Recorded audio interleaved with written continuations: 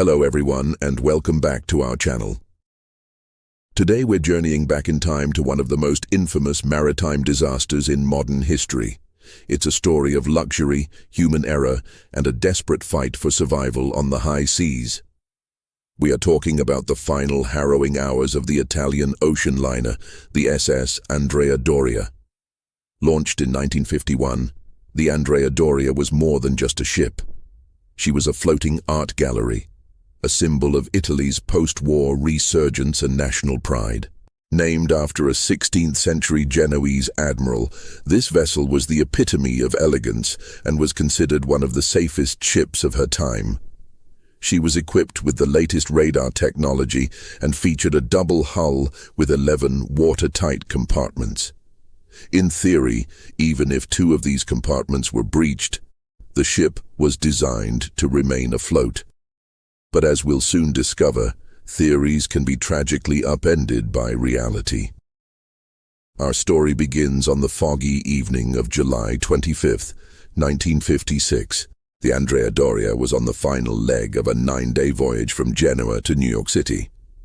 On board were 134 passengers and 572 crew members.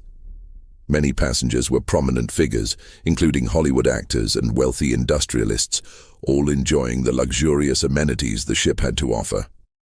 As night fell, a thick blanket of fog descended upon the Atlantic, a common occurrence in the busy shipping lanes off the coast of Nantucket. Captain Piero Calamai, an experienced mariner, was on the bridge, cautiously navigating through the limited visibility. Meanwhile, heading eastbound was the MS Stockholm, a smaller passenger liner of the Swedish-American line. The Stockholm had departed from New York earlier that day, bound for its home port of Gothenburg, Sweden. The 2 ships were on a collision course, each aware of the other's presence through their radar systems. Yet, a fatal series of misinterpretations and decisions would turn this routine encounter into a catastrophe. In the dense fog, the officers on both bridges saw different things on their radar screens. The crew of the Andrea Doria, believing they were passing the Stockholm starboard to starboard, made a slight turn to port to increase their passing distance. Conversely, the crew of the Stockholm, interpreting the situation as a standard port-to-port passing, made a turn to starboard to avoid what they thought was an oncoming vessel. In the final terrifying moments before impact, the 2 ships, now realizing their grave error, were heading directly for each other. It was too late for evasive maneuvers. At approximately 11:10 p.m., the Stockholm's ice-strengthened bow, designed to cut through frozen waters, sliced into the starboard side of the Andrea Doria like a giant can opener. The impact occurred near the midpoint of the ship, tearing a massive, gaping hole through 7 of its decks. The collision point was devastatingly precise, striking the area where the main generator room and several fuel tanks were located. Immediately, thousands of tons of seawater began to pour into the Andrea Doria.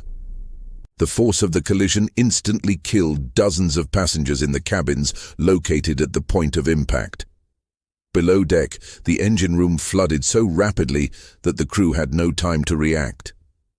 The lights flickered and then went out, plunging much of the ship into darkness and chaos. The initial jolt sent sleeping passengers tumbling from their beds. Confusion and fear spread like wildfire as the ship's emergency alarms began to blare through the night. The damage was far more severe than anyone could have imagined. The collision had breached 5 of the ship's starboard fuel tanks. These tanks were mostly empty, which seemed fortunate at first. However, as seawater rushed in, it was lighter than the remaining oil, causing the massive tanks to fill with 500 tons of water high up on one side of the ship. This created an immediate and severe list, or tilt, to starboard. Within minutes, the Andrea Doria was leaning at an angle of over 20 degrees. This severe list had catastrophic consequences. It rendered the lifeboats on the port side completely useless. They couldn't be lowered as they swung inboard against the ship's superstructure. This single fact cut the available lifeboats in half, creating a terrifying dilemma for the nearly 1,100 people on board. While the Andrea Doria was dying, the Stockholm, though heavily damaged with its bow crumpled, remained miraculously afloat. Despite the damage, its crew immediately began rescue preparations and sent out distress signals. The SOS from the Andrea Doria crackled across the radio waves. "SOS, we are colliding. Need immediate assistance." The response was swift. A massive maritime rescue operation, one of the largest in history, began to unfold in the foggy darkness. The French liner Île-de-France, the Cape Anne, and several other vessels in the vicinity altered their courses and raced towards the coordinates, but they were still hours away. For those on board the stricken Andrea Doria, the wait was agonizing.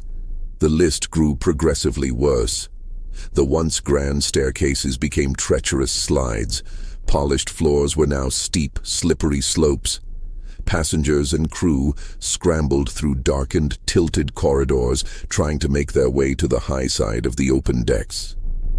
The ship's crew, despite the chaos and their own fear, displayed remarkable bravery.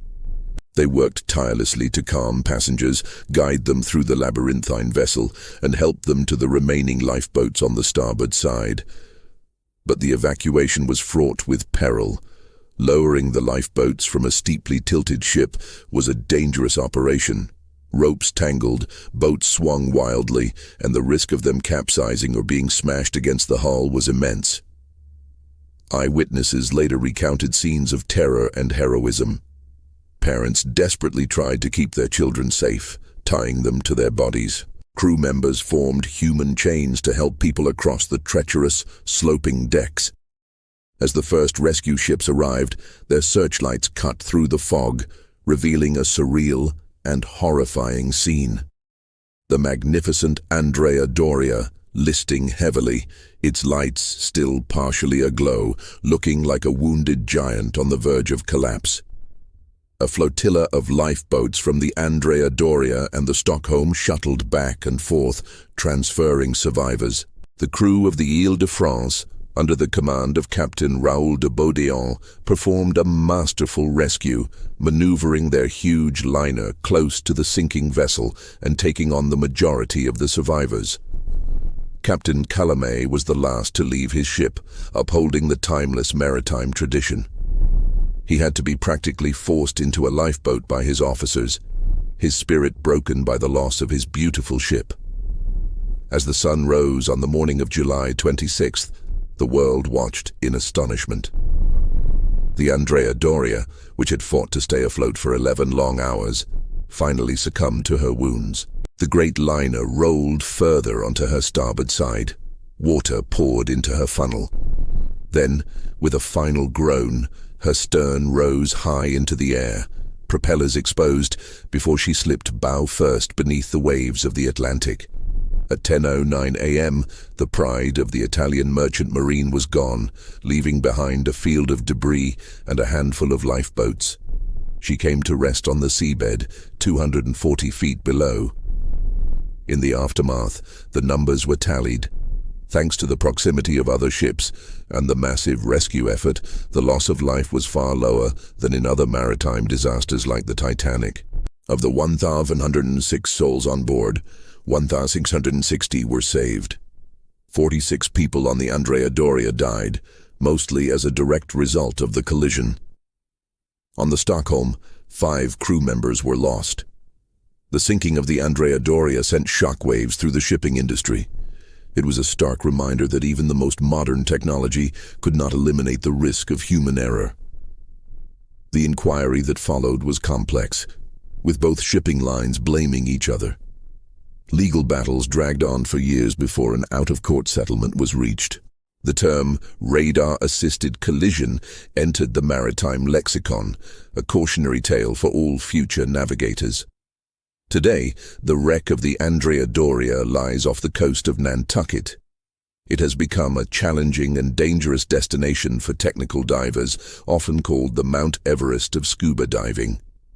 The ship continues to deteriorate, a ghost of its former glory, slowly being reclaimed by the sea. The story of the Andrea Doria is not just about a shipwreck. It's a powerful human drama about pride, tragedy, the fallibility of technology, and the incredible resilience and bravery shown in the face of disaster. It reminds us that at sea, the margin for error can be incredibly thin, and the consequences utterly devastating. Thank you for joining us on this look back at the final moments of the SS Andrea Doria. It's a somber but important piece of maritime history. What are your thoughts on this tragedy? Let us know in the comments below. And if you found this story compelling, please give this video a thumbs up and subscribe to our channel for more deep dives into history. We'll see you in the next one.